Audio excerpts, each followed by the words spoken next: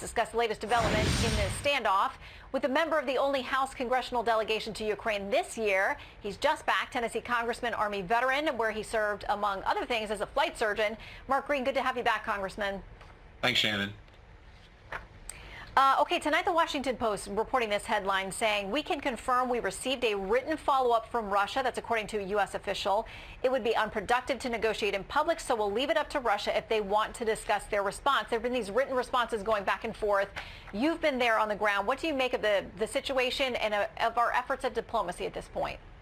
Well, it's pretty scary, Shannon, right now with 127,000 Russian troops on the border of Ukraine, both from the south, east, and north. With those troops going into Belarus, that puts that Russian buildup on the border of a NATO ally, Poland. So it looks like as of Monday, they started getting blood and plasma into the hospitals on the Russian side. And that means they're serious. There's a shelf life to that blood. So this is very concerning. Obviously, the people of Ukraine are concerned. They may have a fight on their hands.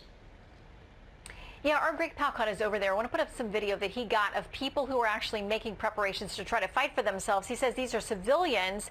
They're learning the basics of combat in case of an invasion. They said men, women, children, all going through their paces, obstacle courses. Their military staffers and veterans, all kinds of people there are instructing them. It's heartbreaking to look at this and to think, Congressman, that there are people there who feel that this may be such a threat to them that they as civilians are out simply training themselves to try to stand up to the Russian army. What chance would they have? So what really the goal is here is to create as much pain for Vladimir Putin as possible. And having talked to the people of Ukraine on the streets, they want to fight. Even those that are Russian, primarily Russian speaking, Vladimir Putin pushes this disinformation that the Russian speakers really don't want to be in Ukraine, and that's why he's got to, very much like Hitler did in '38 with Czechoslovakia, he's got to go in there and save those people. That's false. All Ukrainians want to fight. They've had a taste of democracy. They're fighting Russia right now down in the Donbas and have lost 3,000 of their citizens fighting against Russia. So they're determined and they want to be free. So what do you say to those who say, listen, the U.S. has gotten entangled in all kinds of things. We saw the unpacking, trying to get out of Afghanistan, lost an additional 13 young men and women who did not need to die. And the fact that there are those worried about the U.S. getting involved in another international entanglement. What's our interest? What should be our role here? Yeah, no, I think that is the most important question, and thanks for asking it. China is watching what's going on in Ukraine. Despots all over the world are watching.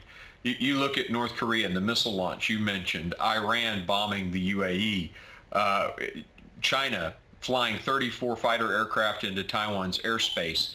Everybody's watching this. And you ask why now? Well, now because of the weakness that President Joe Biden showed in Afghanistan. The just terrible withdrawal has empowered these. And we can't let that continue by empowering them again here. And with troops in Belarus on that, Polish border, a NATO ally, we made an oath to those people.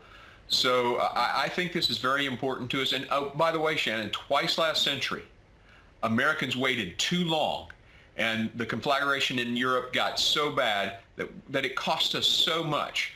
I think if we can act now and perhaps create enough deterrence that Putin won't go further, maybe we can save it and keep it from getting to that level.